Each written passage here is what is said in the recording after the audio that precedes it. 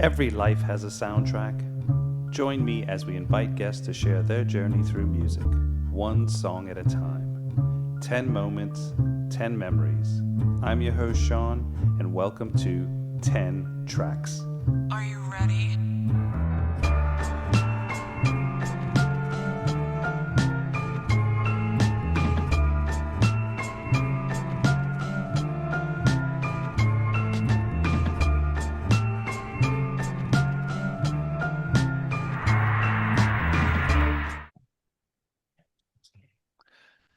Welcome to 10 Tracks. My guest today is Kasia Bukowska. Kasia is an internationally recognized equine therapist, artist, and mindset mentor who helps people break through emotional blocks using the power of horse connection and creative expression. Uh, Kasia, where are you in the world? I am located in Poland. Okay.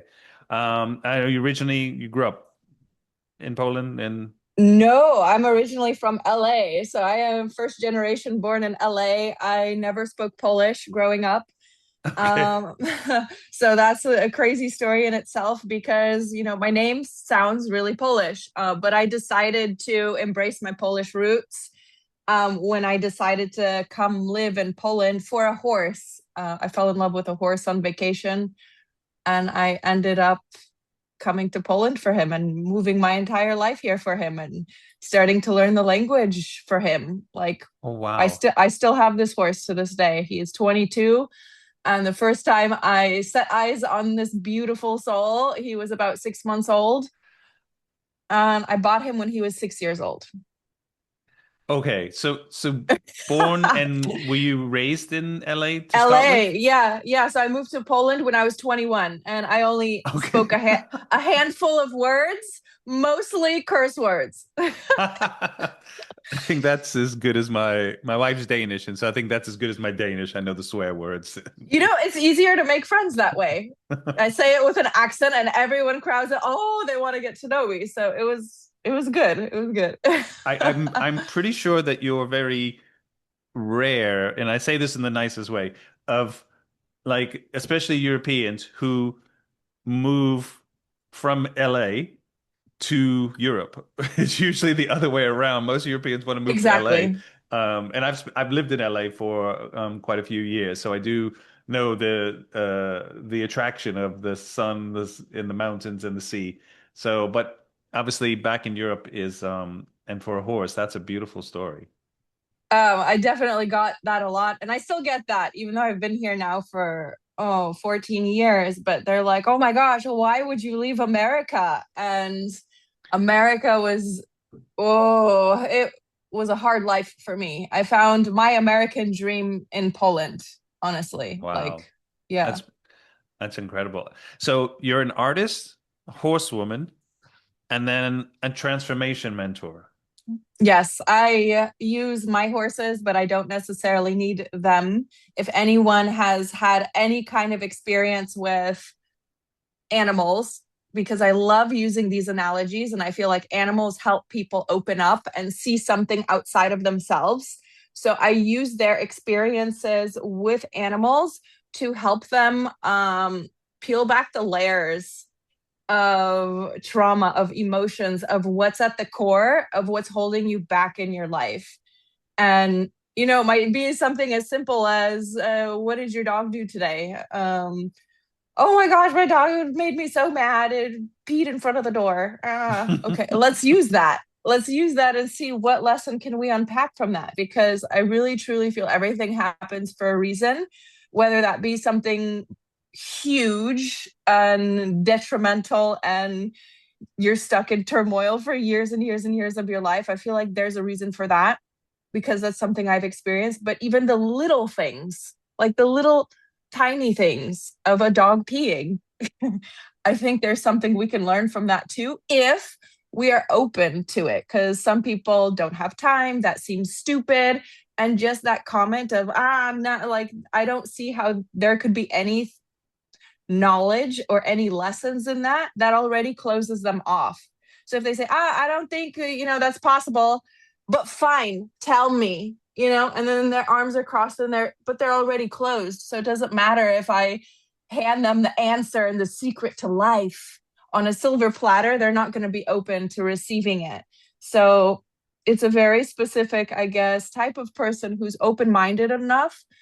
But I also feel like I connect with people who love animals. There's a certain energy about it, and animals help, like the onion, but I'm also visualizing right now like a lily, just like opening up.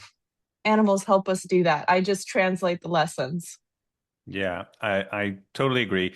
It's hard for me to have close relationships with people who aren't at least animal friendly because I do, Hmm. and I think that my dog passed away about 2.5 years ago. So we brought him from California to Europe, and it was a bit of an ordeal because he had a heart condition before we left LA. So that was a challenge, but the things we did to get him with us and to have him until until he passed was incredible. The things you do for animals, if you so. I actually have a friend who's in Italy who works with horses as well, but Hmm. she's doing some business coaching with it, but not, they don't ride them. They're just using, I think, similar to what you were saying, the horses are there to help with them building this kind of, in a business way, kind of opening up into kind of being more communicative, I think. I love So, that you mentioned that, because I'd like to chime in here because my horses have taught me something incredible, because I was giving people a lot of riding lessons, how to work with horses from the ground a little bit, but my focus was on teaching people how to ride bitless, so nothing in the horse's mouth or with nothing on the horse's face. But then a wave of sickness, illness, like that my horses are still suffering from this to this day, but they just all started getting sick, asthma or colic or something. And, I couldn't give any more riding lessons on them. But I started to get people calling me, coming out of the woodwork. Oh, I heard about you. You treat horses differently. You talk about them differently. I'd like to come for a lesson. And, I'm like, thank you so much for the compliment. However, I'm not giving riding lessons. Oh, no, no. Like first for my daughter, she fell off 5 years ago, and she's scared of horses, but she loves horses, but she's scared of horses. So I don't think she's going to be getting on anytime soon. So can we come for like a lesson in person, like just next to the horse? And I was like, perfect. And then I got another person calling me. Like, I have zero horse experience. I don't want to get on a horse, but I want to learn about horses. Perfect. The universe set it up in a way so that I started getting a different type of client. And then I started getting more clients who had autoimmune disease, like me, who had a lot of pain that it's not even physically possible for them to ride. Even people, I have 3 people who are cancer patients who have some form of wow. cancer. Either they have overcome it or are in the process of it, and they're calling me, and I just truly believe that this is my direction, this is my mission. And whether or not someone has something so severe or chronic like cancer, but maybe they have panic attacks. I also have clients like this who Wow. it's not just because I used to have them multiple times a day, and it feels like the world is ending. So to feel like the world is ending multiple times a day is scary. And so I love working with these clients because I now see the beauty in life. And I am on a mission to show people that. And the way I know how is through animals, because animals are the ones who showed it to me. Wow, that's beautiful. Give me the timeline of, you started writing when you were young. Is that how you first got in? And then when did you get lupus or were or diagnosed with lupus? Yes, great question. So my history is quite complicated and chaotic and all over the place. So I actually sat on a pony for the first time when I was 3 years old, Okay. and it was dangerous. And let me tell you why, because I loved it so much that I grabbed onto like the pony's mane and the horn of the saddle. And if someone tried to come take me, I just grabbed onto it and I screamed at the top of my lungs. Now that's dangerous for a fight or flight animal. So I sat on a pony for 8 hours that day. Okay.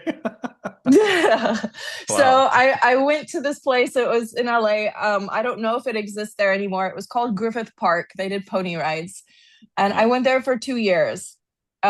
There was a situation. I went there every single weekend. My father took me. That's actually how we developed a relationship, was through him taking me to the horses. But when I was 5, maybe 6, something like that, in that age range, they offered me something very, very special. They said that I come here every weekend. We paid so much, we probably could have bought 5 horses for how much we were giving there. So they wanted to offer us, like, there is a horse here, a small horse. Um, you could lease the horse and take lessons, not just go around in circles, but we see like you're not here for 1 week, 2 weeks. You've been coming here for like 2, 3 years. This is like, you want to learn, you want to take lessons, let's make it happen. But the thing is, ownership of a horse or even leasing a horse, that was a big decision for my family, and they said no. So that was actually traumatic for me. It seems very simple to an adult, but I have processed this trauma a handful of times, and every time there's still something deeper. Like, I literally remember this moment. If I really go into the meditation, I think I could probably tell you what people were wearing. It really changed my life. I feel even emotional right now, like my eyes are glazing over, because it broke my heart. And that moment, I didn't want to see horses anymore. I didn't want to be around horses, and I refused to go to Griffith Park. Mm. So I stopped going with my father. And when I was about 8 years old, I happened to go visit a cousin. My dad took me to visit a cousin who I'd never met. And she unlocked that passion in me because she had horses. And this specific moment, we were sitting on the couch watching TV. She like opens the window that's like between us. She just goes like this. And we're eating popcorn. And a horse sticks its head in, and she's just like eating popcorn and gives her horse popcorn, and then is eating popcorn. And I was just like witnessing this.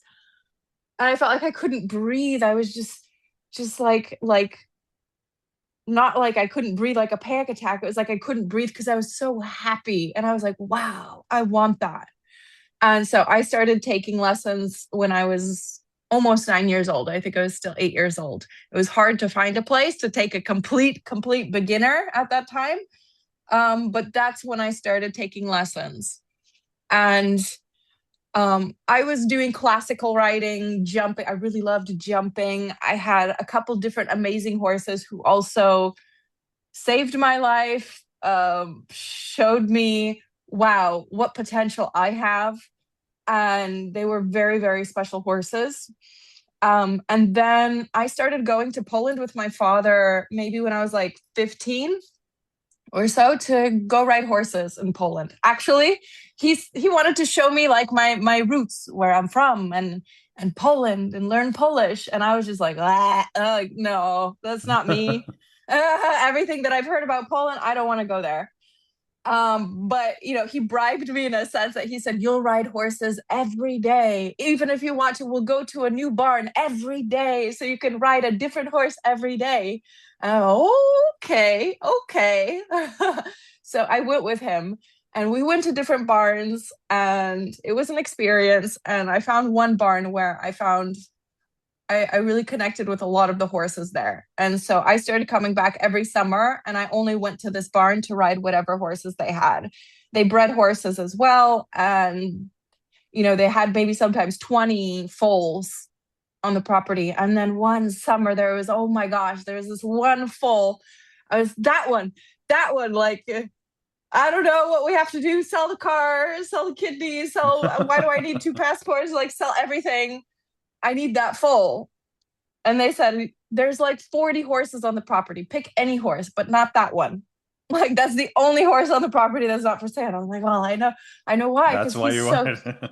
he's so special. And they're like, but he looks the same as like these other five horses. And I was like, it's a different, I don't know how to describe it. I literally get bodily feelings, sensations. I feel like I can't breathe, like I will die, I will shake. Like I get these, my body tells me when a horse is right for me.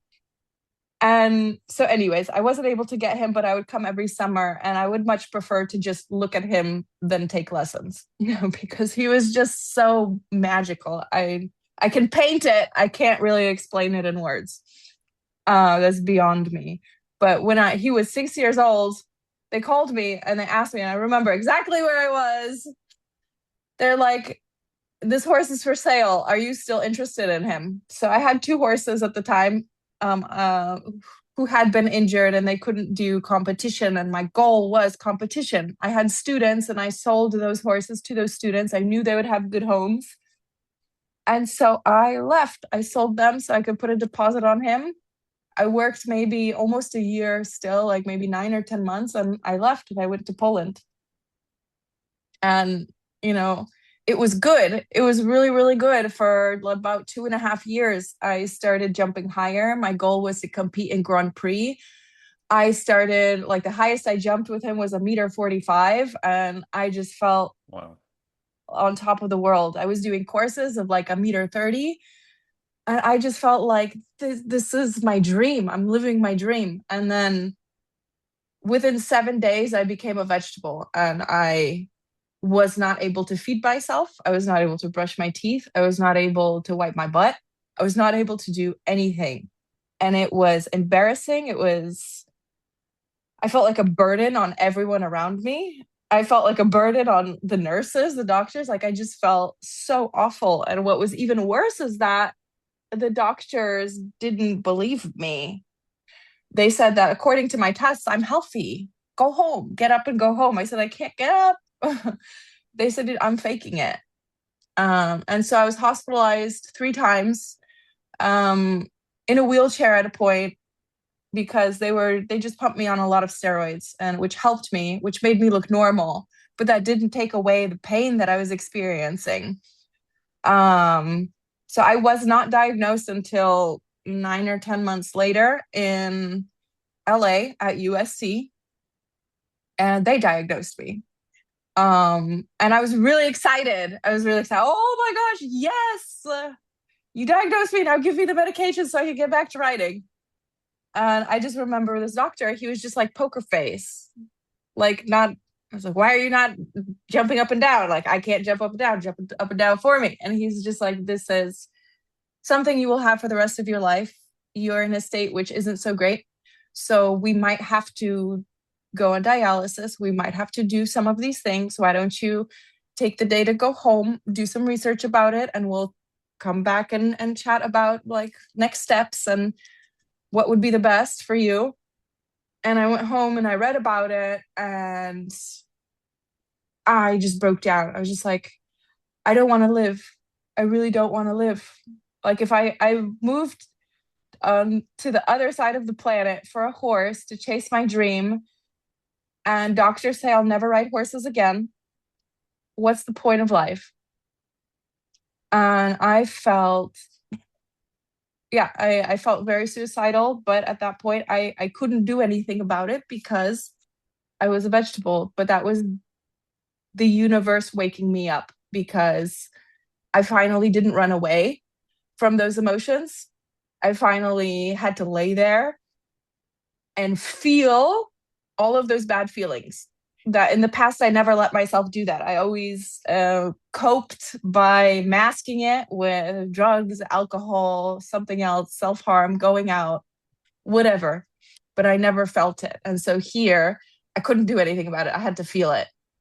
And that was the first piece of evidence for me that this is how you heal, to actually feel the emotions to the fullest. Let your heart express it. Cry. If your body shakes, let it shake. because it's releasing the tension. Because then what I got was clarity and lightness. Like I felt like I was walking through life with tar almost just filling my body. Like I didn't have blood, I had tar. And Yeah. after there was just like this, honestly, for me, this is how it was. Maybe for other people, it's different. It was a moment where I was just like, crying, wailing. And then it was just like, stop, like an off button because everything was dumped out. And I just felt like light, like I weighed like a feather. I felt like a feather. I felt like my head was clear. And I thought, okay, well, now I have the possibility to think. So can I train a horse from a wheelchair? Like if I don't ride, but can I still be around horses? Like, can I, so like typed it on Google, and there's so many people who do that. And I was just like, oh my God, if they could do it, like they're worse off than me. If they could do it, I could do it. And that became my motivation. And that's where I also started learning about mindset and how important mindset is and how you think and what you think and how you talk to yourself and the emotions and processing and not shoving them down anymore, but actually feeling them, letting them out. So I could then have the ideas to handle the problems that come up. Problem comes up, cry, wail, shake. Okay, now it's cleared. Now I can think of how to handle this problem. Because before, in those emotions, in that adrenaline, fight or flight, there's no way to think and let me sit down and think. No, I'm like, oh my God. So my experiences really taught me how to do life. You could read it in a book, but it's more memorable when you have these experiences. So this the initial horse that you then bought, that's the one that you've had with you now, who's 22? Yes, correct. Okay. All right. Um, and when did you move back to Poland from LA after you were diagnosed at Oh, USC? yes, it was only about 3 months. The doctor said I should stay there for about a year, and I told him that I cannot manage in the same household as my mother, and that I had a boyfriend at the time, and that he would be willing to help me, and I needed to just go back to Poland. I needed to be near my horse, even if I didn't get to go often. I didn't get to drive, but my boyfriend could, drive me sometimes once a week, go out there because even the drive out to him was very draining. Like it felt Were like you I was still in a running. wheelchair then? No, I was in a wheelchair early on, and that was just for maybe a month. And then I Okay. started hobbling and using the walls, or someone would help me.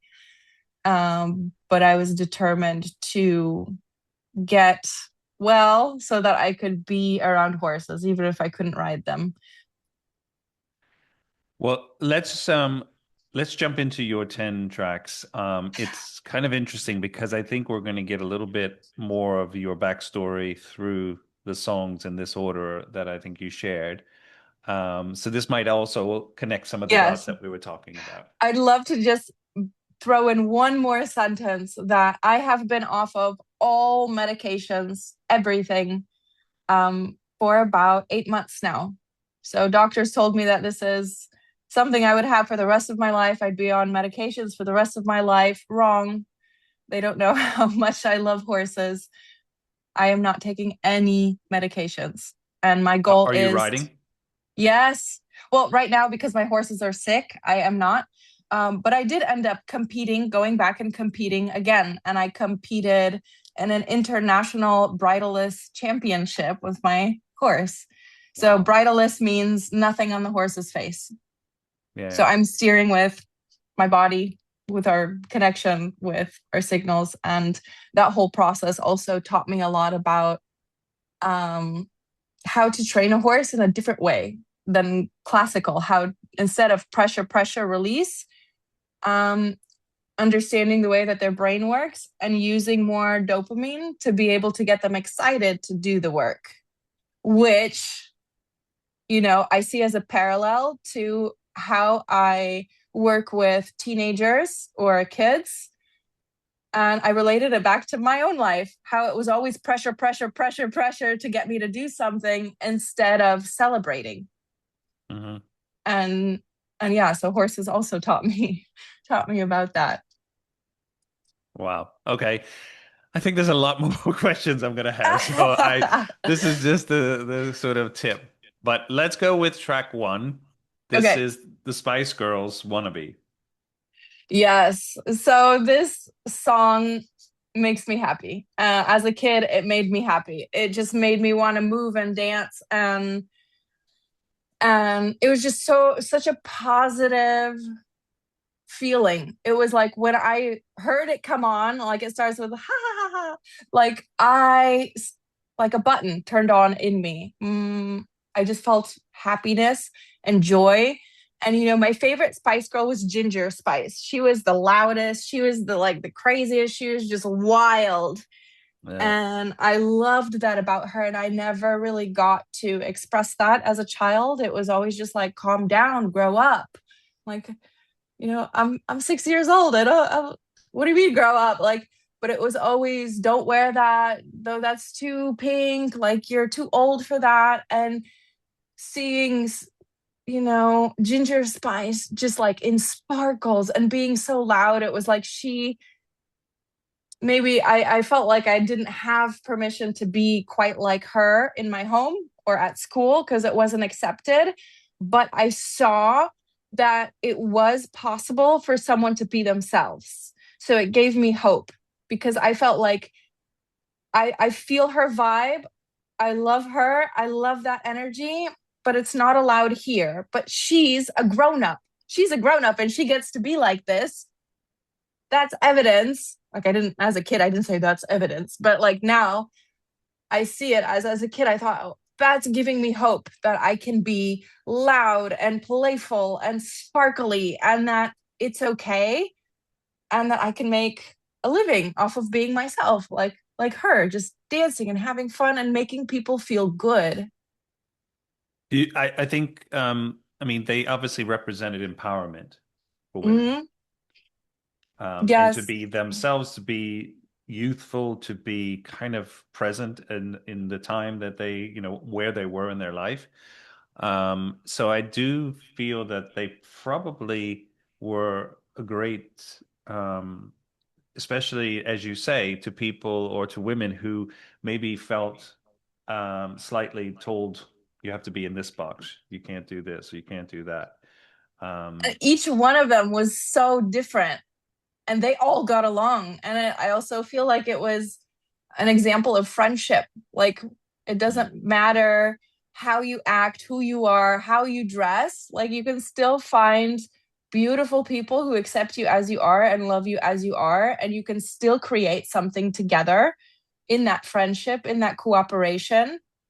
And it's okay. Like for me personally, it was just about identity, and it's okay to be yourself, and people love you for being authentic. I actually met the Spice Girls, not all of them, but they were all together in a recording studio in London. It was something, it was not this song, it was the second song or single that they had coming out. So it was right after this, they got kind of huge. Hmm. And they were in a studio in London to do a sort of for some television show, and I was invited there and stuff with some friends. One of my friends worked on the show, so he's like, and there was another band that was on the same thing, and I went to see them. So I'm not saying I wasn't a fan of the Spice Girls, but I was more interested in seeing this other band that was on being taped at the same day. So that's what I was super excited to see. And so then the two Mels, are they Sporty and Scary? Is that their name? Hmm. Hmm. I think they came over while because we were just standing and it was like maybe, I don't know, 20 of us that were standing kind of meant to be in the crowd while they were doing this recording. And they came over and said hello and just talked for a few minutes. And I think they both were from the north of England. So one of the people I was with, he was semi-northern, I guess. And so it was more of that. But and then I saw Ginger Spice kind of standing alone. And then the other ones were doing makeup or hair or something. I don't know. But it was, I didn't, that was before they blew up and became like huge, huge, huge Hmm. as they were. Hmm. But but interesting to see. So I never like every time I hear that song, I remember being because they had to do it like maybe 5 takes of the same song. Uh-huh. It was Okay. more choreographed with their dancing and everything, but I guess it's a great memory to kind of have that like a band like that are 5 women with strong different personalities that come together. But also I think people in general, not just women, they should be able to see a little bit of themselves in that, the Mhm. empowerment. Yeah, it was also like a lot about permission as well. If they're doing it, then it's okay. Yeah. Because I felt like a lot of the things in my life that who I was, what I was good at, what I wanted to do, it wasn't okay because I should be doing this. I should be getting better grades in math and English. And who cares about art? Who cares about dance? But at the same time, but that created like an internal battle for me because I thought, well, if they can do it, why can't I do it? But at the same time, it gave me a glimmer of hope that one day I'll figure out how to do it what they did. I did still believe in myself and I still did have that hope that I could be like them. So you felt like you had to ask permission for everything. Yes, because I was a very big people pleaser. I always took on any problem that happened. I didn't even know exactly what happened, but I was just like, it's my fault.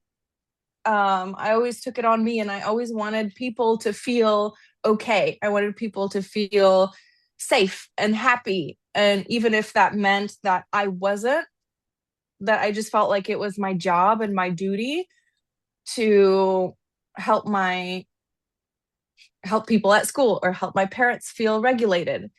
And I know that they had a lot of work and stress and everything on their plate, but I didn't understand that. And I just understood that I need to observe everyone at school, be hyper attentive to how they behave, how they dress, what they do, and be like them. Because if I'm like them, then I will get a good grade. If I get a good grade, then my mom will be relieved.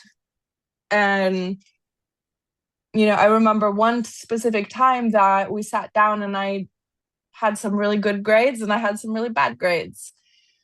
And all of my good grades were, of course, in art and dance and PE. Like I could not have better grades. And then in the other areas, it was like I was barely passing or not passing to the point where they had to put me in like a slow group. And I just remember my mom crying. And I just felt like such a disappointment and that I need to stop having fun. I need to stop dancing. I need to stop playing and I need to focus on how do I get a better grade? Yeah.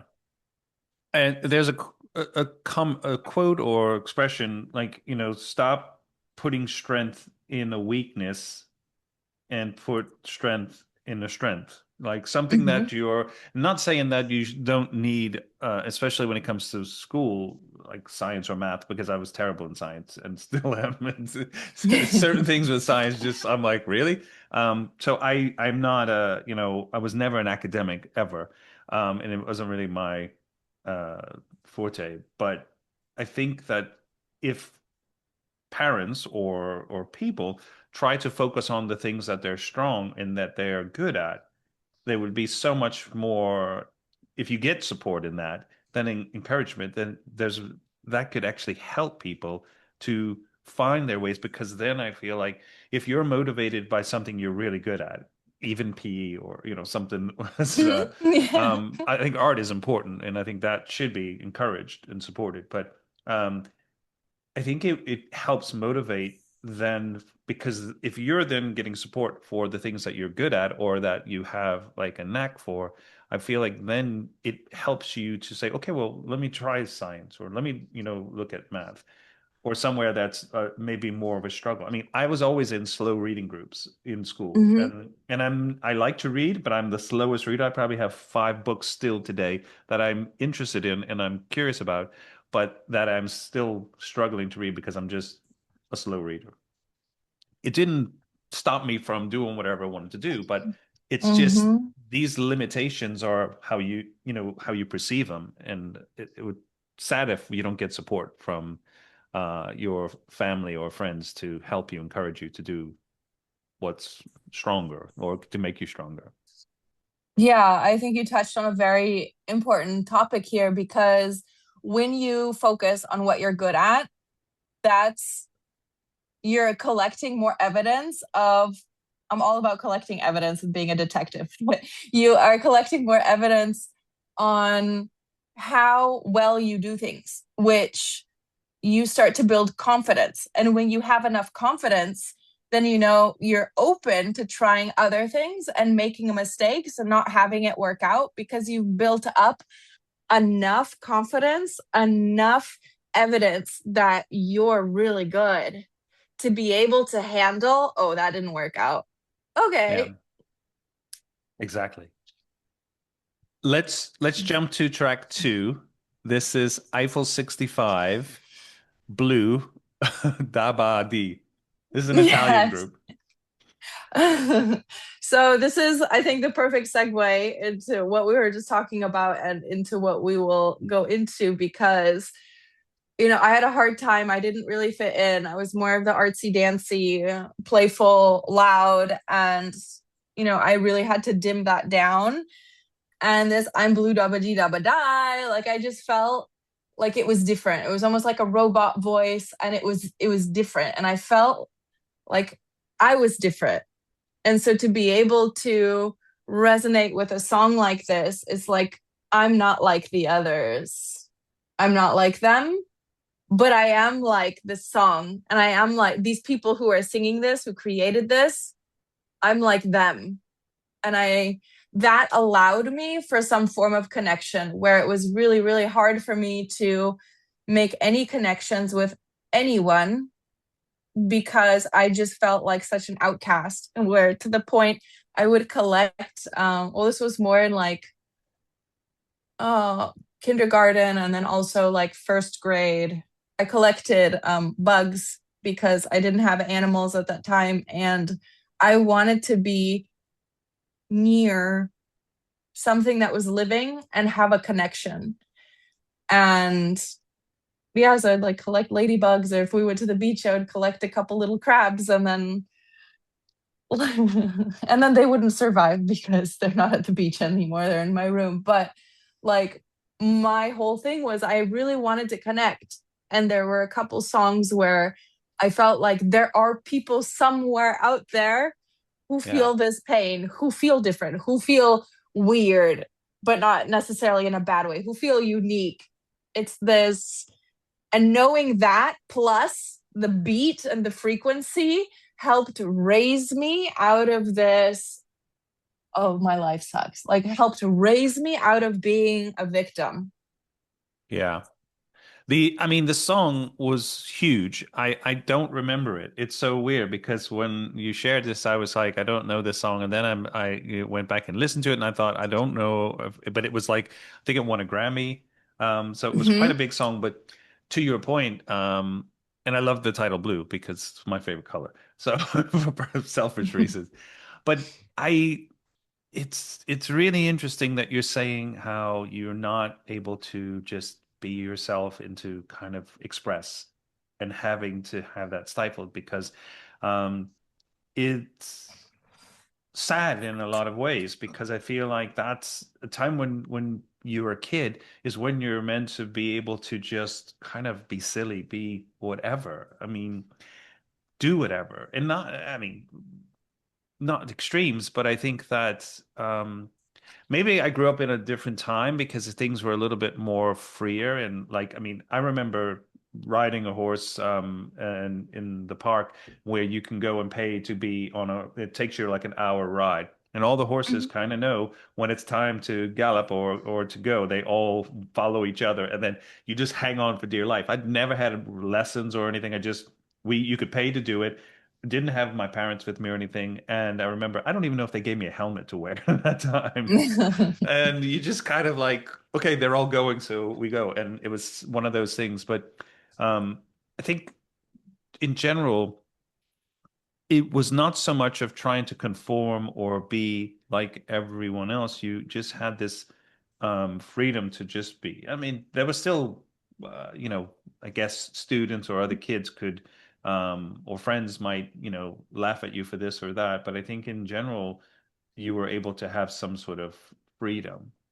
But it also sounds like, that could potentially be something scary or make someone a little nervous that they want to do it, but there's kind of like, I don't know. But if everyone else is doing it, then and everyone else, I mean, not like peer pressure or anything, but here it's like, oh, come on, this is going to be fun. This is something healthy. It's a new experience. You get these experiences because you also get that push as well from other people to be silly, to have fun, and oh my gosh, you fell off, and then you laugh about it. But it's not like, oh, you fell off, you're an idiot. Like, not to push someone down, but to help them laugh it off, brush off the dirt, and like keep going, because it's really symbolic and a mirror of life. You're going to, oh my gosh, I want to do something new in my business. It's really scary, but it's kind of exciting. It's really exciting. And like, you go back and forth, should I not? You join a mentorship group and everyone's doing that. Like you're describing on the horses, everyone's going. You get that little push, you go with them. Yeah. And then it becomes exciting and you see, wow, that was fun. Maybe it's not something you want to continue, but now you know you don't want to continue it, rather than just, sitting there and thinking in your head, like, should I for 20 years. But like, to actually go out there and go for it. So I have another question regarding once you were able to walk again, move again, kind of get more functionality and almost like no more medicine. What did the doctors say? Like what was there then like that you're now almost normal again? Hmm. So I kept the secret, which was that I ended up working really hard to buy my dream horse, because I thought I'm going to get healthy enough to be around horses, but I might kick the bucket sooner than expected. And my one dream was to have a Shire horse, which is it's like almost like a Budweiser horse. They look very similar. That was my dream. So I decided to work really hard, tutor in English, ended up working at a bank for a period of time. And I was working hard to make that my reality. And I did, and I bought a horse and I imported her from the UK. And it was This was so, to Poland, right? yes, uh-huh. Okay. This Yeah, was yeah. maybe a year and a half or 2 years. No, maybe more than a year and a half, like closer to 2 years after being maybe not diagnosed with lupus, but my first symptoms. So Wow. really pretty quickly, like a year maybe after being diagnosed, I got a Shire. And I hid that from my parents because they didn't support me. I asked them for their help and they just thought, oh my gosh, you can barely walk and you already have a horse. Why do you need to buy a young horse? You have no experience with that breed. And then, they're huge. They're huge horses. Mm. So again, actually, the process was the same. Like, first, I saved up half, and I asked my parents, "Will you front the other half for this horse?" No. Oh my gosh, it's a bad idea. Why would you do that? And then I cried, and I was depressed. I was like, "Oh, I'll never get my dream horse." And then let that all out, and I was like, "Well," and then the idea. Well, I made half of it. Make the other half and get the horse myself. So that's what I did, and it was very empowering. And then that made me really look at my finances and how I'm budgeting. And you know what? The next month I bought another horse and also imported her from the UK. And the next month as well. So I ended up importing three young untrained horses to Poland. So I kept them at a different barn than my horse that my dad knew about, because my dad actually moved to Poland with me to help me in the beginning. Because I knew that he's not an idiot. Like, if he saw these horses, no one has these kinds of horses, at least at that time in Poland. It's like, if he saw those horses, he's not an idiot. He's gonna know. So I just wanted to keep them a secret. They were my secret, they were my medicine. And so I would go there when I could. And they also taught me a lot about myself, my emotions, about regulating my nervous system so that they would feel safe enough to come to me and to stay with me. And so that was my best medicine. And, when I went to doctors and stuff, they were really shocked. They're like, wow, we've never seen someone, so quickly reacting to these medications. Yes, they work. And I went back to And you'd stop US. taking them. There was no more No, medication. no, no. I was continuing to take medications. I stopped taking medications because I've been weaning myself off under the guidance of a doctor in Warsaw. So I have been off of my medications for about 8 months, maybe close to 8 months, 7 or 8 months.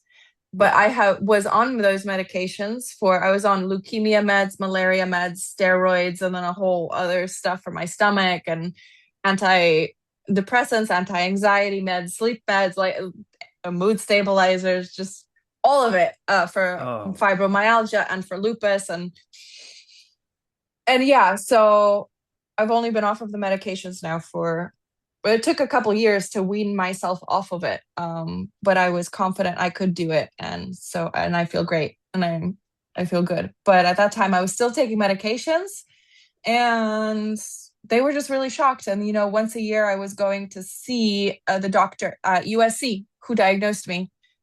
And it was like, he's like, okay, so, oh, you look really good. So the Vicodin is working. Well, I'm not taking Vicodin. And he's like, what do you mean? And I was like, I don't have that kind of pain. I don't need it.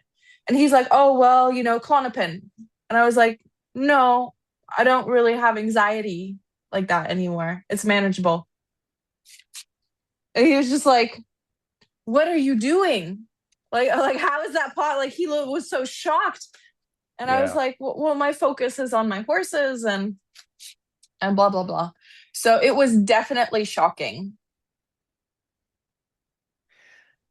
Let's jump to track three. Yes. This is so you're a little bit more of a teenager now.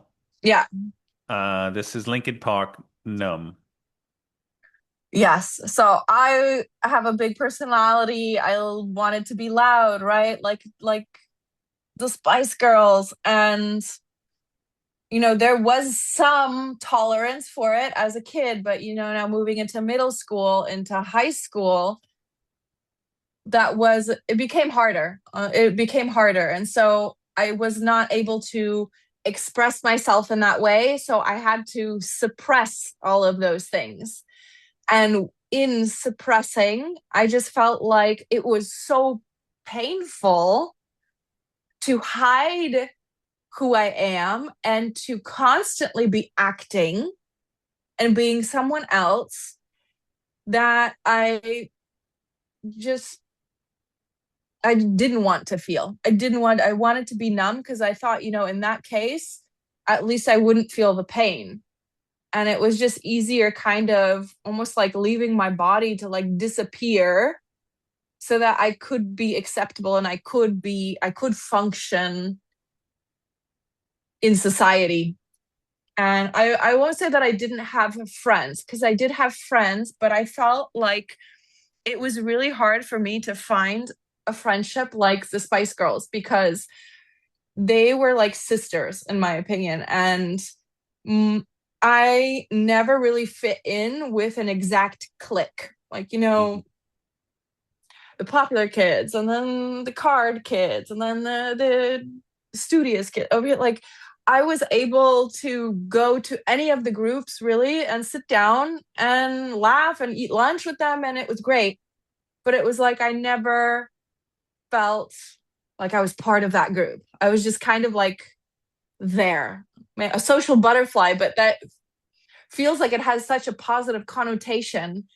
And I don't feel like it was not positive for me. It was more like I was like a moth or something. It just felt very dark that I was never accepted. Oh, stay here, stay with us. Yeah. So I think in this song actually talks a lot about that and just kind of numbing yourself to emotions and feelings. I could imagine though, even when you had to take all of this medicine, that was happening to your body as well. You were just numb. Yes. In a sense, yes, because I didn't want to feel how painful it was. It's one thing to feel angry and frustrated and pain and sadness in regards to my own life, but the way I saw my life now affecting other people, that was hard to feel like such a burden.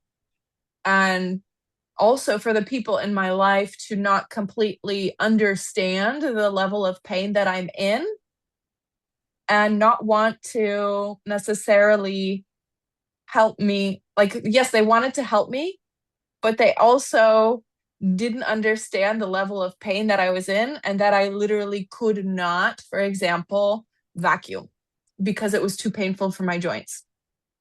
And so then these people in my life, for example, might get angry at me that I'm not helping, that I'm not working because I should be doing that already. Because you look fine. Well, yeah, because I'm on so many steroids. But it was like, you should be doing more. And then there's this frustration and this anger in me that I feel so misunderstood. And then there's again, it's like that fight of wanting to be understood and wanting to tell, well, this is my experience, but then also seeing, oh my gosh, I see how much they're suffering. I don't want to put my suffering on them as well. In some sense, they are still taking care of me, either physically or financially at certain points. And yeah, it was just not wanting to feel that heaviness, to feel that burden, that what I was witnessing, specifically for my mom, of how much pain she was carrying because of me, how much extra work she had because of me. And like in the beginning, are we going to need to put a lien on the house so that we could afford my treatment? And like I felt like I don't want to do that. I don't want to do that to her.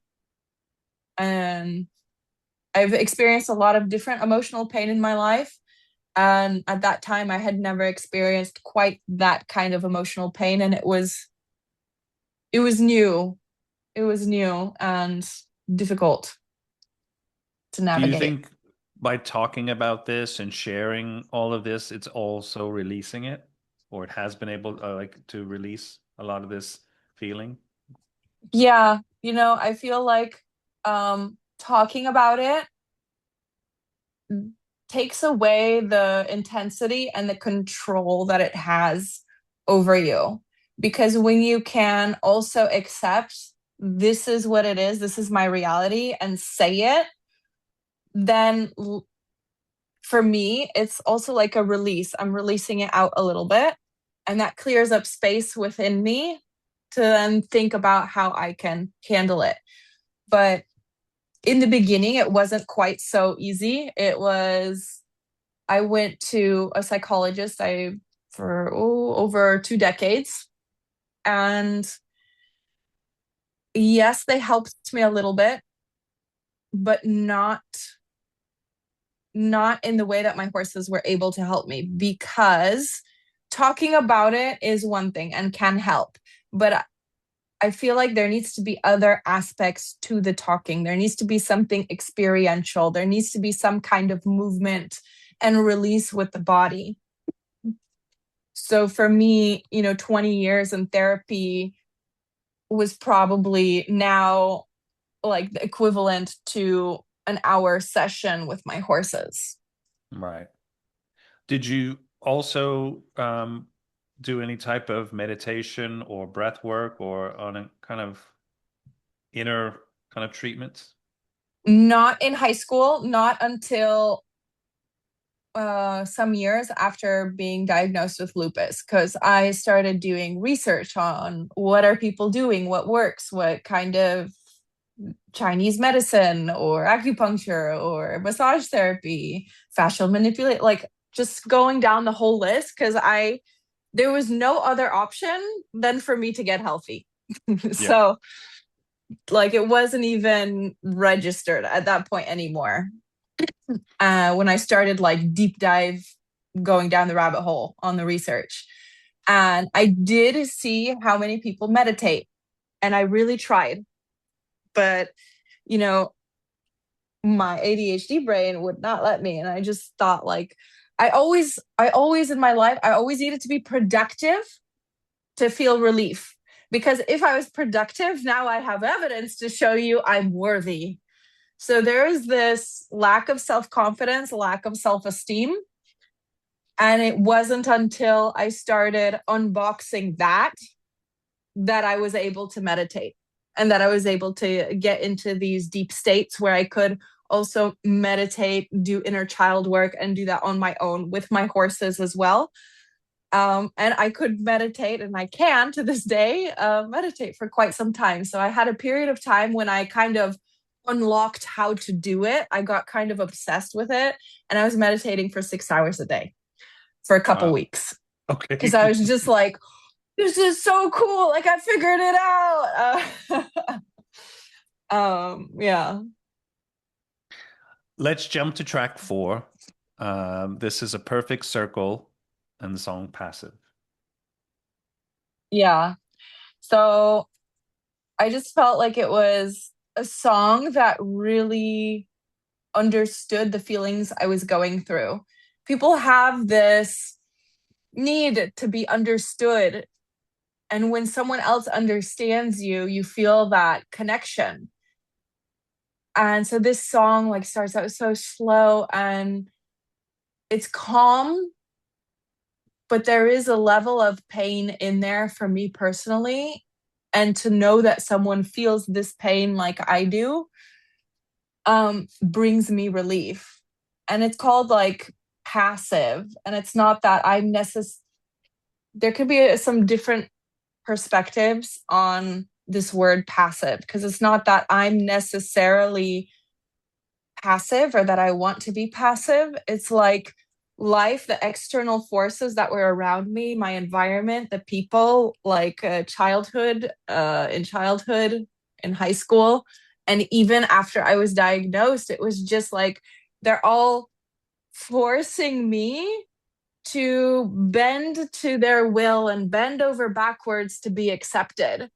And in being passive, and accepting who they want me to be and being that way, it started creating a volcano Mm, inside of me that was just bubbling and bubbling and bubbling.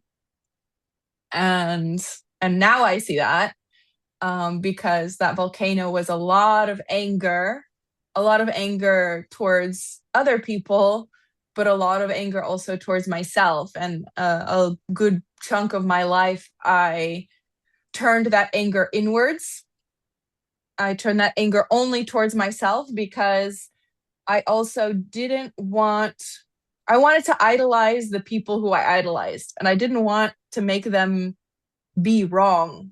So I took that on myself, and that made it very emotionally intense for me. And also was one of the reasons why I really started hating myself and resenting myself, my even resenting my body, the way I looked, the way I thought. It was just, but it was necessary for me to experience that so I could transform it into a type of leadership. Because let me tell you one thing about psychologists that I feel, and why I feel like the 20 plus years that I went to a psychologist, I didn't get the kind of transformation I was seeking, was because they learned a lot. Many years of experience with different clients, working with them, helping them through it, great. They learned a lot from the books, from the professors, great. I mean, I don't know all of their story, but I've things that I shared with them were really heavy, and a lot of different heavy things, not just one. And I don't know, I didn't feel like they understood that. Like they have ever experienced what I'm experiencing. And the difference for me between a psychologist and a horse is that the horse is so much more open and they're present and they don't bring their past baggage and experience into the session, or they don't have this. I feel like it's just like a wall. As much as the psychologist did help guide me in certain ways, it just thinking about it feels like it's so cold. Whereas with my horses, it's like they are so forgiving and so open. And maybe, okay, maybe the horses didn't experience, for example, depression or suicidal thoughts, but the way that they sit there and breathe is different than how a psychologist did. Yeah.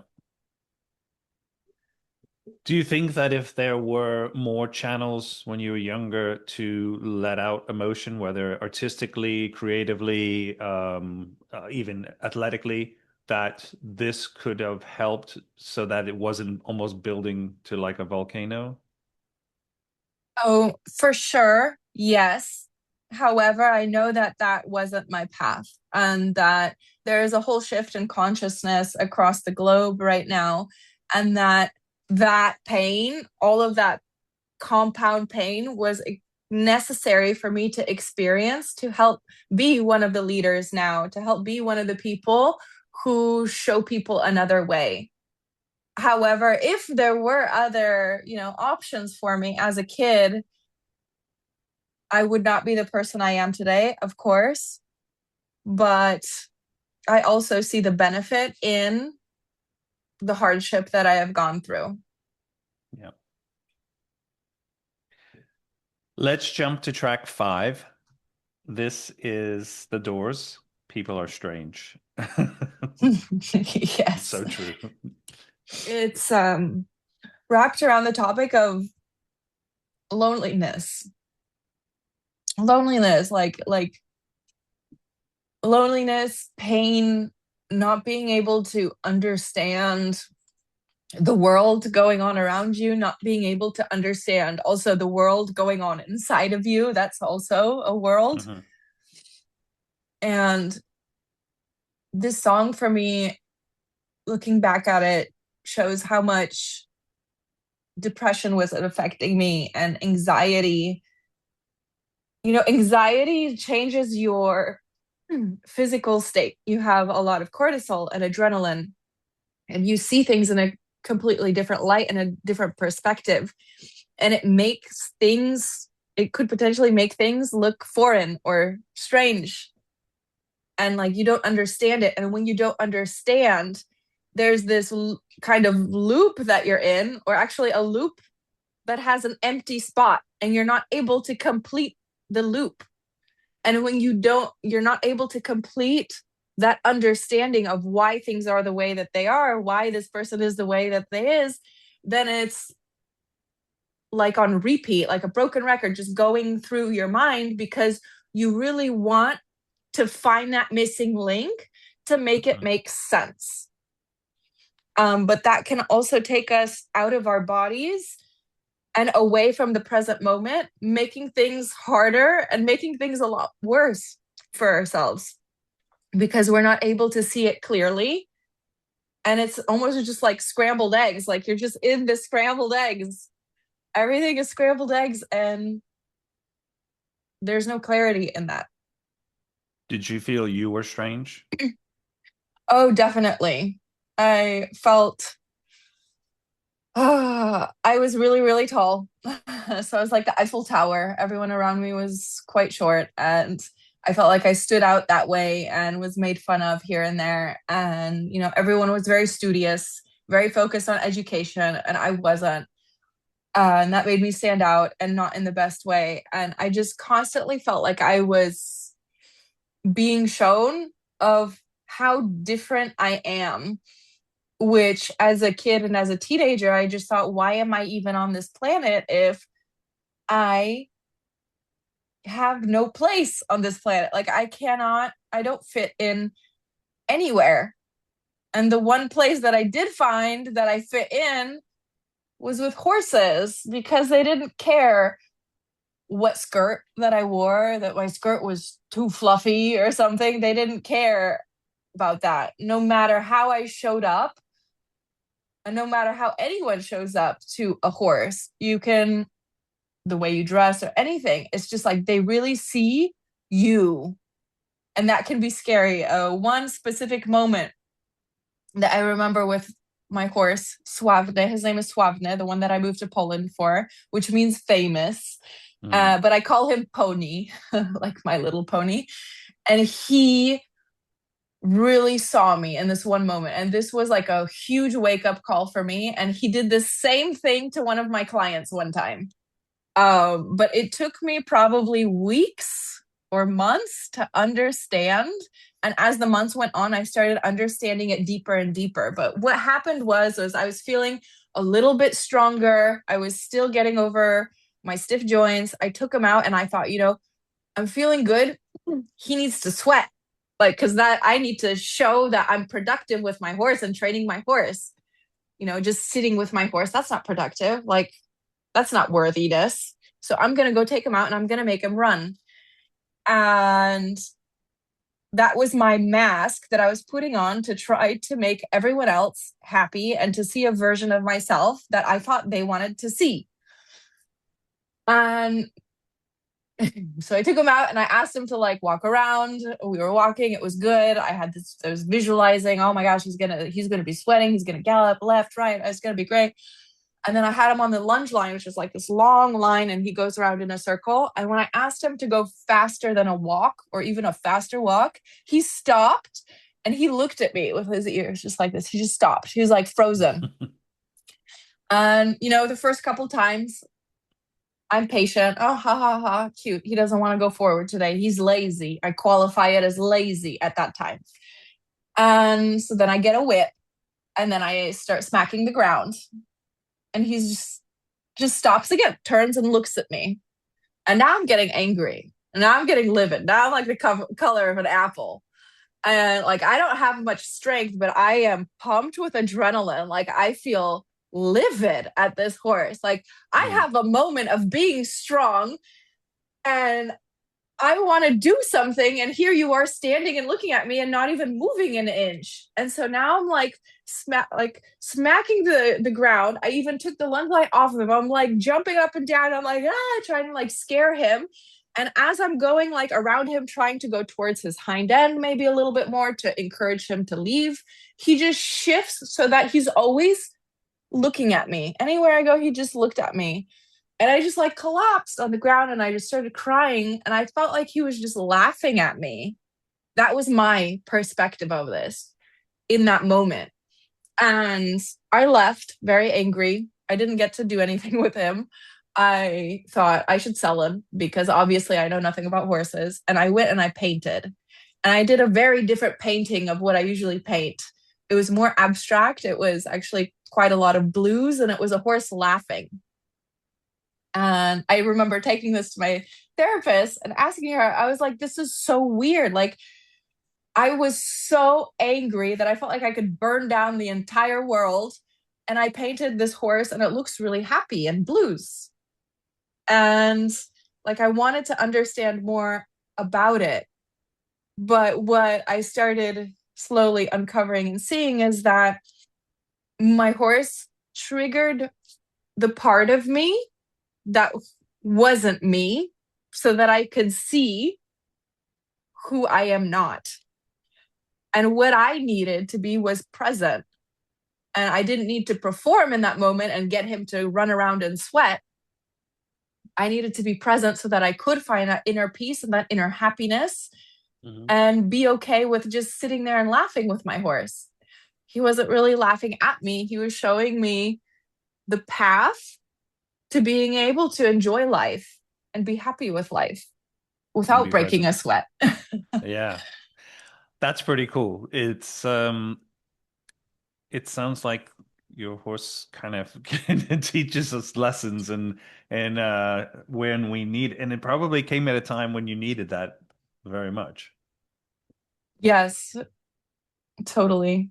So In moments he makes me feel more crazy, but now I see it as, oh my gosh, he triggered something in me. So now I'm excited. Like, what am I gonna uncover? Because once I unlock that and release that, then I feel like I get access to the next level of life. Yeah. And going back to that song, it was just, I felt less crazy listening to that song, like less of an outcast. And yeah, just being able to connect with other people who see life in the same lens, the same way that I saw it, even though I was hurt. Let's jump to track 6. This is The Cure and Just Like Heaven. So this was a really cool song to touch on because, as you asked me these 10 tracks, I was going back and thinking like, what are the different phases of my life? Then I really see how the music has shifted with the events and in my life and the moments of maybe breathing room that allowed me to access some hope and see what's possible for me, which gives me kind of the fuel to keep going when the next challenge hits.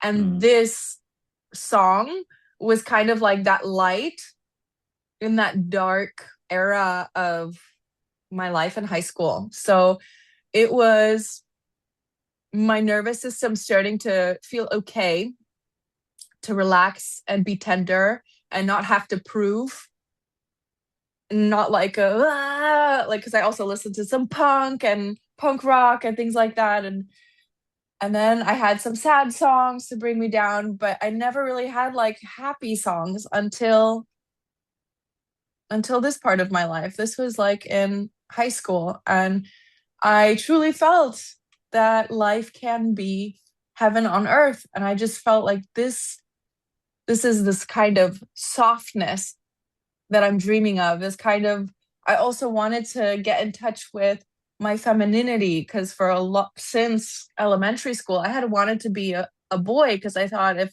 I'm a boy and I'm running around, people would accept that because I'm a boy. And so, if I'm athletic, I should be a boy. And, at this point, I just started thinking, no, I am a woman, I am a girl, and I want to be soft and I want to dance with a long skirt and flow. And I want to be that sweet girl, not someone who's constantly in fight or flight, in survival. But I started seeing moments of how life can be magical. And I wanted more of that. I think music can definitely capture the different emotions that we have. So touching like on punk, obviously that was a big influence on me growing up in the 80s.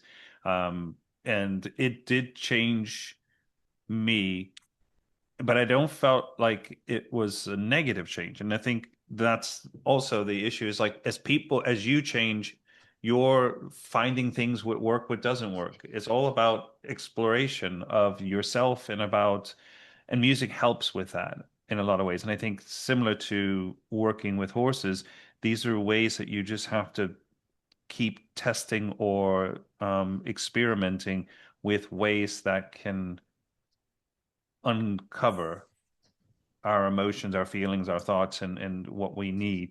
Um, and I think as you get older, it's sad because I look at myself in those days, and similar to you, with your songs here on the list, um, going back to some of these songs that I'd listened to then. So when I hear, like you pick this song and a few others on the list, it's songs that I remember at certain times of my life that it was obviously impactful to me.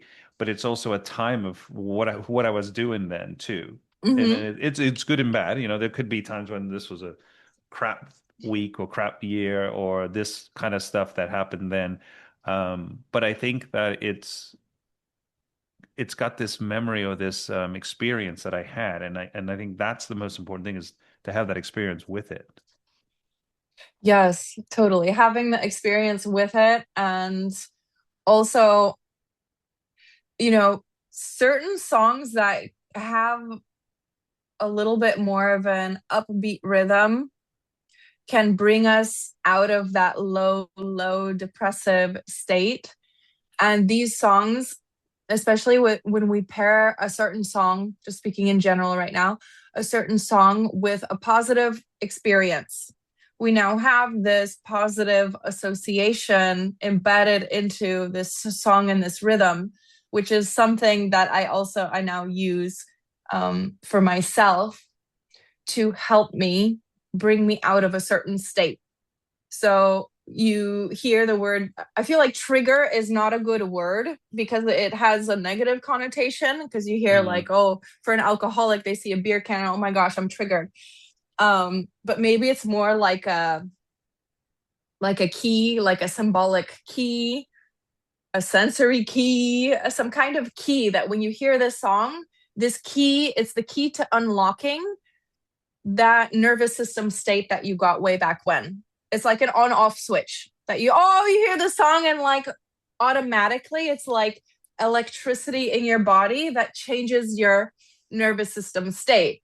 Which I will take this maybe even one step further, that there are certain experiences like this that make me really curious. And I'm thinking, well, if a song can do this, how can I manipulate my brain in a way to be able to access this on off switch now without the song, or now without a horse, now without other things? So I started also learning how much power I have in my inner world and in my brain.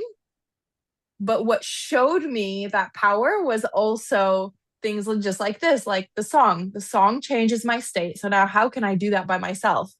yeah. Because it's actually not just the song, it's this song that gives the key to that. But the key is inside my brain. So it's all within me anyways. So that's a cool aspect as well. Yeah, for sure. And it's like you're using, or the song is, or a horse is just sort of it just helps you to release that or to find it, Hmm. which is there. It just needs sometimes sort of to get prodded through some of the blockage that might be in the middle of it. Exactly. They make it a lot easier to access that. Yeah. We get to track 7. This is Depeche Mode, Enjoy the Silence. Oh, so this one's a good one because I feel like at that time it had a little bit of a different meaning for me than it does now. But like right now, like the lessons in the past couple of years of my life specifically has taught me that silence can be one of my greatest superpowers, which is really hard for me to do because I like to talk and my brain connects different things and oh, and this, and I just want to keep going. Um, but a big thing for me is really wanting to be understood. And so I feel like I overshare and I over explain and I over everything because I really want that connection and I want to be understood. But what I found now is that in meditation and in silence, that I have that understanding and that grounding and that knowing of who I am on the inside. So I don't have this need to continue to explain myself to people who aren't willing to truly listen or try to understand mm, my side and my story. So, in this sense, like right now, silence is protecting my inner world. And Mm. like I'm keeping my truth to myself, and I get to decide who has access to that truth. I get to decide. And that's a very empowering feeling, which also brings a feeling of safety. It's a great perspective, and I really like what you're sharing. I think silence is almost, it is a strength. It's kind of like when we don't, when we hold back some things, it's not about um not being able to share or to like let it out. I think sometimes you get more strength by channeling it in different ways. I don't know if that makes sense, but it's the words aren't Definitely. always the most powerful resource we have. Exactly. Yeah. And sometimes I feel like in my case, words can make things a lot worse. It messes it up because people can interpret it in different ways based on their experiences and their past. And, an empowering phrase, this is something that I have experienced. An empowering phrase to someone, in this case, would be a trigger for someone else. Yeah. And then now everything else this person says is going to be tainted by adrenaline and cortisol and all of my previous experiences. So now after that I'm triggered, now the rest of what they say does not come through with the meaning that they intended. So words can make things worse. And even sometimes wanting to be understood is sometimes also just sitting in silence, because sometimes the pain is so heavy and you don't know what to say and you don't know what to do, but just I'm going to sit with you in silence right now because this is heavy. And that does a lot more than words. Do you feel like you have a curiosity still with life and with what you want to achieve? Oh my gosh, yes, for sure. This will be never ending. And that's what makes it so exciting. In the beginning of my journey, I felt like, oh my gosh, when is this going to end? I'm doing so much work on myself. Like, when do I get to stop working on myself and actually enjoy life? And that was the wrong question of when do I get to stop working on myself? Because now that I see it from a different perspective, it's so exciting and I'm constantly curious. I think I mentioned earlier, like something is triggered and something comes up. My horse makes me frustrated and I'm not like, putting a middle finger at him. I'm not angry. I'm like, ooh, there's something here that needs to be processed. And I get excited because I know that I'm going to be rewarded later. Can you like just think about how much effort when you put an effort to even get a degree, like that's years and years and years, and then when you get to like hold that degree and you get, it is so satisfying. If you just like bought it online for $50, like that's not, that feeling is going to be completely different. So it's almost like the harder the hardship, the more excited I am, because I know that feeling of relief is going to be so much more sweet. So I do have a curiosity for life. It will continue. And for me, this unpacking and being a detective and peeling back the layers will never end, ever. And I don't want it to end because Mm. it is exciting. It's challenging, but I mean, life is challenging. And you just get to, I remember hearing this, I don't remember where, but it was like, choose your hard, because that's hard and that's hard. Being poor is hard, being homeless is hard, being rich is hard. It's like they're all hard. They just come with different aspects of it, but they're all hard. So choose which one. Are you ready? It's also about like gratification, not so much self or instant gratification, but like long, real gratification. Sometimes more more worthwhile. Oh, exactly. Yeah, that's a good point. Let's jump to track number 8. This is Don Omar, Danza Yes. Kuduro. Yes. So this song is high energy. Um, Makes me want to dance and shake every part of my body. And I can't even stop smiling right now because I have such a good memory just being in Poland with my dad, going with Swavna to different horse shows, and my dad driving. We're pulling a trailer, like we're going to the horse shows. He's supporting me. I have the window open, like he brought his Ford Excursion to Poland so we could pull the trailer with my horse. And I opened the window and I just remember like I had this like rapper hat like on the side. Like I didn't wear it on a daily basis, but I just wanted to be like, woo, just crazy. And I stuck my head out the window like a dog. And I just felt so free. And I just felt like we're in this huge car, but I'm like, this is a convertible. And I'm just like out here. I felt like I was really living the dream. And I really, like, I've had some disagreements with my parents, especially with my father, but this was a true time of joy and connection and really feeling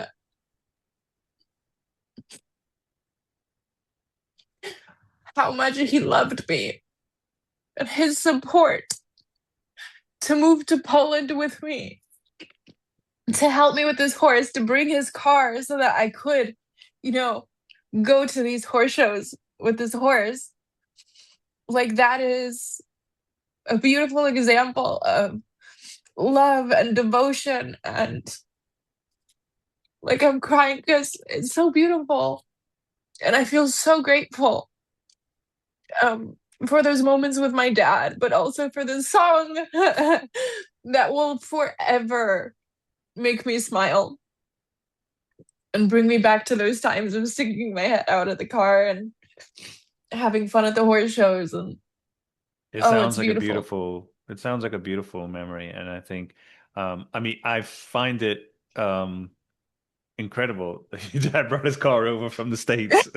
I mean, that is like sheer devotion. I'm sure the horse is like, hey, I'm now being pulled in this kind of car instead of another truck or a tractor or something. Um, And you know what? I have to jump in here, but I'm making this new connection that, I had always stood out and I was strange and I was different and I was unique my entire life and I didn't fit in. And look here, I came to Poland, American, and everyone's like, whoa, why'd you come here? And, I looked different, I dressed different, I spoke differently, and now my dad brings this car which is like 40 times larger than any car here on the road. Like, it takes up 8 lanes. And even like parking on the street was awful. Like, we would need multiple parking spaces, and I remember one time he parked up on the sidewalk. There was like this much space for someone to like squeeze through, and then part of the sidewalk and then the parking space, and it was still coming out. And then the police officer came and he was like, sir, like, you need to take your car, we're gonna write you a ticket. And he's like, I just remember him saying, where am I supposed to park? Where? And they're like, well, you can't have this car here. And he's like, legally I can, so please tell me where I'm supposed to park. And they didn't give us a ticket or anything, but it was hilarious because this car stood out completely. You can see people on the sidewalks like, oh my gosh, what is this? What is this? And in the past, it was like standing out was something that I didn't want. But now coming to Poland here, and also my dad being supportive in this way, I saw how standing out could be a good thing. yeah. Let's jump to track 9. This is another like monster track. This is The Prodigy with Firestarter. Yeah. So we talked about the volcano earlier, and it's rumbling and it's ready to explode, but not in like a violent way. In my opinion, it's more of like, I'm ready to fucking take action and like get shit done like Yeah, now. yeah. Like, I'm Kickstart. going. Yeah. I'm not stuck anymore. I'm in gear. I'm not numb anymore. Like, I feel it because that's my fuel. And now I have like electricity, voltage. Like, I'm going for it. And this is just like a go, go, go. Like, I'm on fire. Let's transform this. It's on one of my cardio mixes, put it that way. Whenever I hear this song Yes. and some other Prodigy songs, they're sort of great for just kind of like, if you can't move your ass, and kind of do stuff, then you're pathetic. But it definitely motivates me. And I mean, I like it because it has punk kind of influence, but it's also very, this is from 96, around the same time the Spice Girls album came out. So just put it in perspective, there was a lot of um, great music coming out of the UK at that time in the 90s. And they were really sad the singers passed away, but I really like their sound just because I think it's got such kind of energy behind it. And I think that's also a great channel for us, especially during hard times, is to have some channel for energy to move. Exactly. So, what's your relationship with family and friends nowadays? Especially since, do you have any family in Poland, or is it mostly just in the States? Or My dad is still here. My mom still lives in LA. She still doesn't to this day doesn't understand how can you live there? But she also doesn't understand what I need to be happy, and I found that here with horses. So my relationship is up and down with my family. And that is also because of the different stages and phases in my life. One thing that I really fought with my mom for a lot is her idea of, I know her experience in Poland as a child, like motivated her vision to find a very stable, secure job, a stable, secure life, go to work every day, make sure you have everything secure, secure, secure, secure. And for me, that is almost like torture. I feel like I want to dance in life and try this and try that, and oh, that didn't work out, and it's okay. And one every day's a word, new experience. exactly. And I think it's fun, but it's something that she was scared of, because what if I don't have that stability? And that's where we butted heads a lot, because my head is up in the clouds and I feel like I see a different perspective on things, and I dream big. I dream really, really big, and I'm ready to go for it, which has some risks to that. But she always told me to be realistic in her opinion, and in my opinion now, I see how loving that is, because she really wanted me not to be disappointed. She really wanted me to be able to be independent on my own and not have those challenges and problems that she had experienced. So I see that, all of the love and compassion and her experience in it. But the thing is, I feel like my brain works completely different. And that's where I get along with my father a little bit better, because he's also an entrepreneur. And this was hard for me in childhood, because it was like, I want 10 horses. Like as a kid, I told him, I want 10 horses. And my mom was just like, be realistic. And then I tell my dad, I want 10 horses. And he's like, that's it? Why not like 100?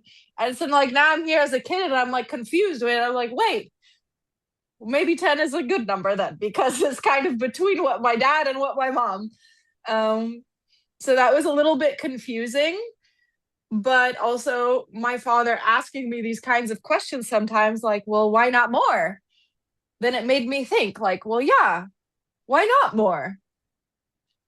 Um, so I'm very grateful for that part of my dad's DNA also that I've inherited, and that my brain also works in that way, because I feel like I experience a lot more excitement and joy, at least like maybe different levels, than my mom does, because I really go out there.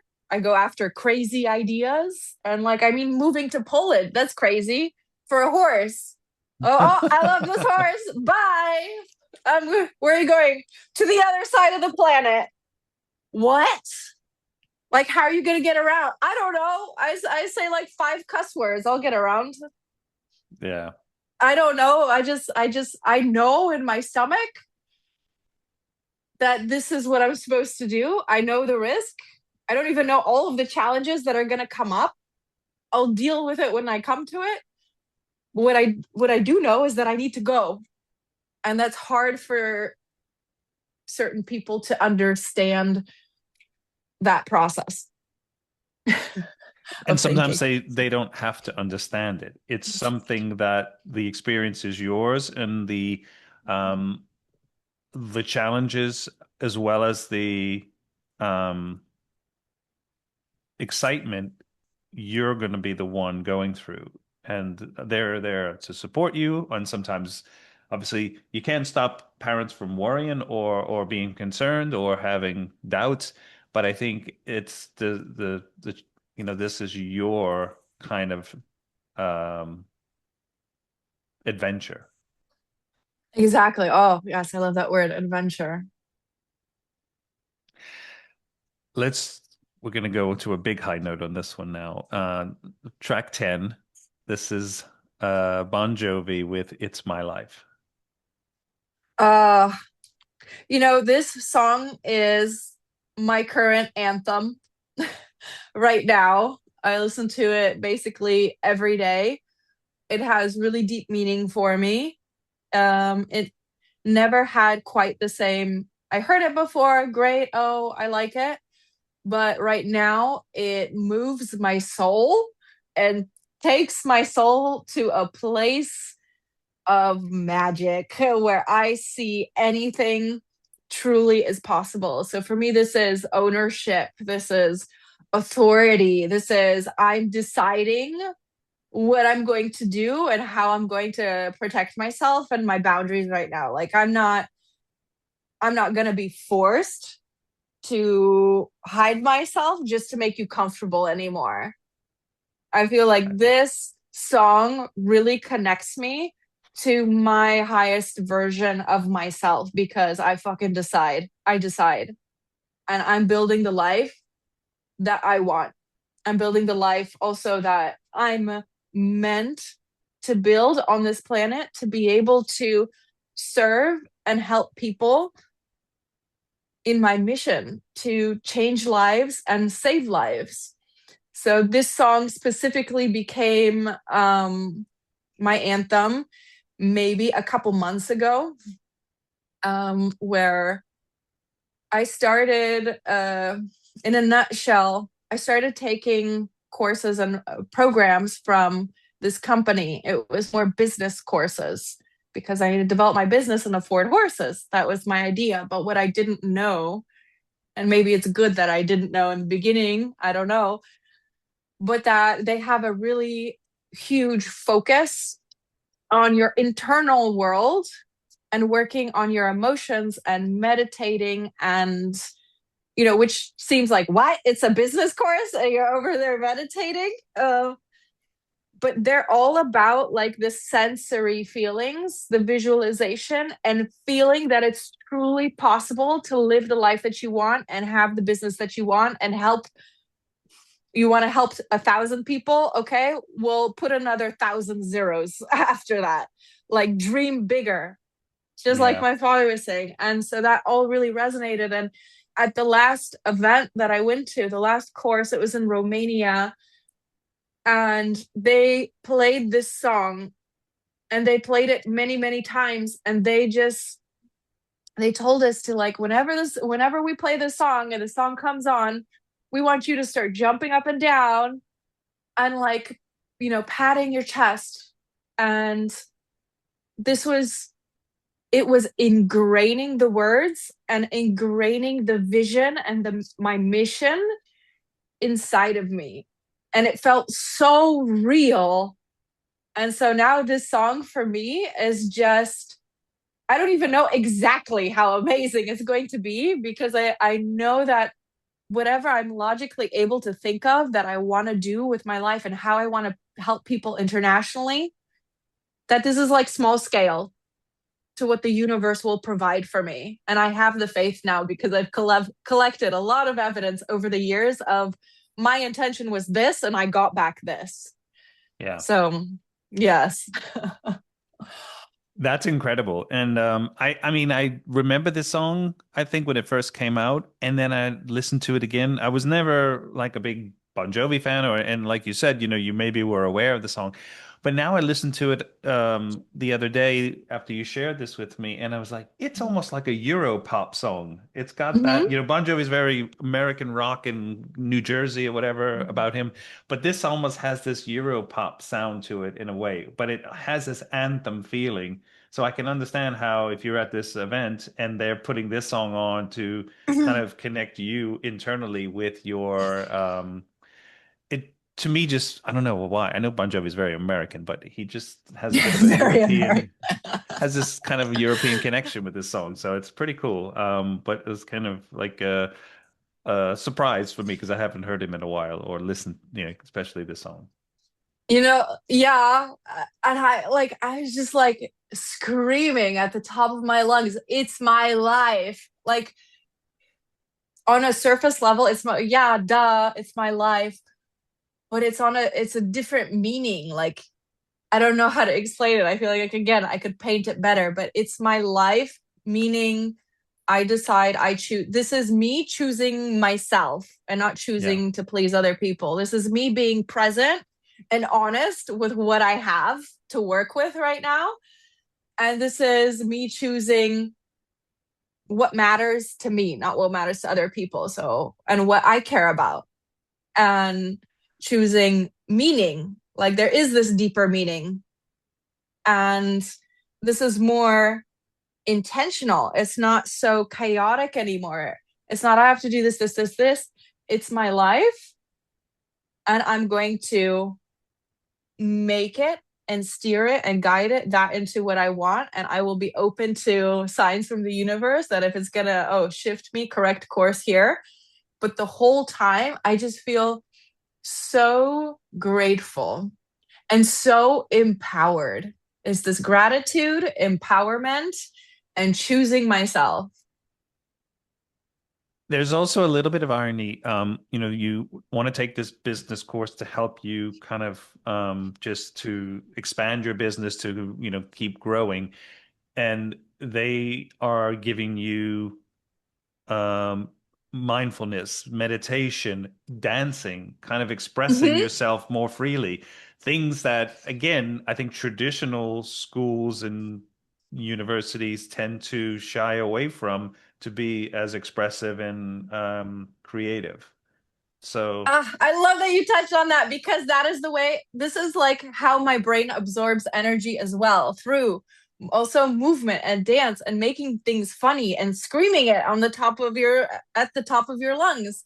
Like, this is not, if school had been like that for me when I was a child, I think, ooh, I don't know what would have happened, but I don't even care because at this time, experiencing what I did in that education, I appreciate this. And I just feel like a kid in a candy shop going to these courses. I feel like not only do I understand, but I'm able to understand very quickly and at a high level, where in high school and my entire life, I just thought I was slow because people around me would make fun of me that I'm not at their level. And honestly, a secret, I read my first book a couple years ago after going to this event. It's called Millionaire Mind Intensive. That was the event that changed my life completely. And I also honor them because I think they did a huge job in me coming off of my medications, because I had been trying and trying and trying and trying. And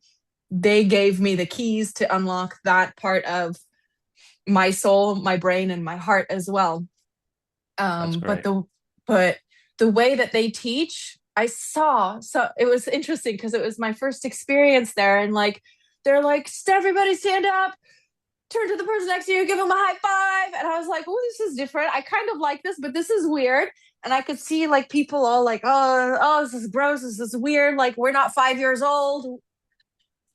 But then, like, once you get into this energy, it's like this energy of constant celebration, which changes your brain chemistry, which actually makes you more open to receive the information and process. And not only that, but to remember. I think that's like a key here, to remember what you just learned. And the way that they teach is incredible. Kasha, what's next for you? What's next for me? I am open to the universe guiding me, but right now my goal is to be able to. Mm, my goal for this year is to get, number one is to get on some stage, whatever stage that would be. I want to start speaking my story so that more people hear me. that more people are inspired by my story and find hope. Because if it wasn't for those stories that I found on Google that day, I don't think I would be here. They were my inspiration, and I needed that nugget of hope to be able to keep fighting. So, number one, I want to do that, but not only give people hope, I want to create a space so that I can have more women and teenagers, maybe women and teenagers, to help their communication and to help them through working with horses, through the herd. Yeah. I want to show them what's possible, both in person, online. So I'm working on expanding my website, doing a couple more webinars, offering a couple more courses so that people do have the possibility to access some of these tools before they're able to maybe make the journey across the globe or across a couple countries to come and maybe do a week-long event with me in person, but step by step. And you have a website, you're on Instagram, Facebook, TikTok. People can find you there. Yes, I actually have two accounts on each. And that is because I have my horse artwork and then I have like my coaching and equine training on the other one. So even though they're intertwined, I do still keep them separate so it's a little bit more organized. That is kasiabukowska.com is my artwork. And then hearthorseexperience.com is my horse coaching, my ebook, and webinars. Thank you so much for sharing all of this. It's been a great journey, an experience for me to have you share all this and to talk about it. And really appreciate you kind of letting us into a lot of the struggles and then what you've overcome. It's been really, thank you so much for that. And thank you for having me here, offering me the space to be able to be so honest and open and go with the flow. And oh, I'll go on this tangent over here because I see how it's related and how that could be a nugget. So thank you for asking amazing questions and for staying so long on this call with me. Kasia, I always say to be kind, be humble, be love, and I wish that to you. And I hope you stay curious because that's beautiful. Thank you. Thank you so much.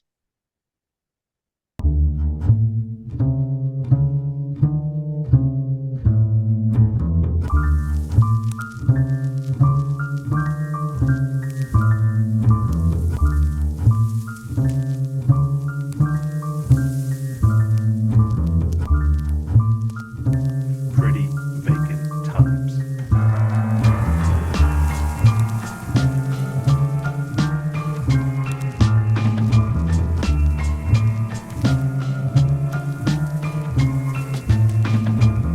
Are you ready?